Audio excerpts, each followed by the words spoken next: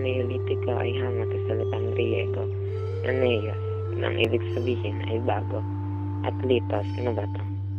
Itong salitang Neolitiko ay ginagamit sa arkeolohiya at antropolohiya upang italaga ang isang antas ng evolusyon at pagbabago sa teknolohiya.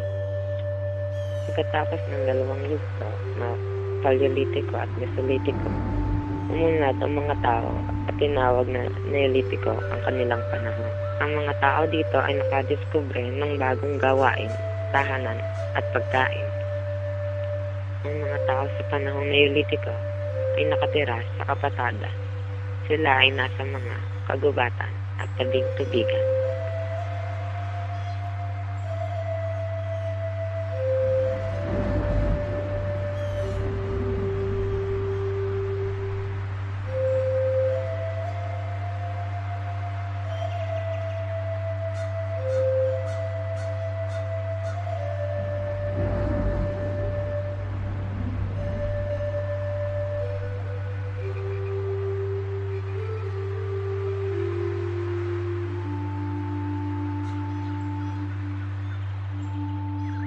Ang kabuhayan nila ay ang pagsasaka.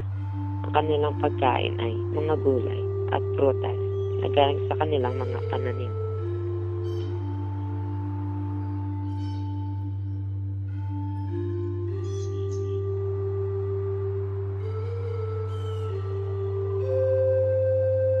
Sila ay nabubuhay sa pamamagitan ng pagsasaka at pagtatanim ng mga prutas, gulay, trigo at barley. Ito ay kanilang nadiskubre matapos ang panahong Mesolitiko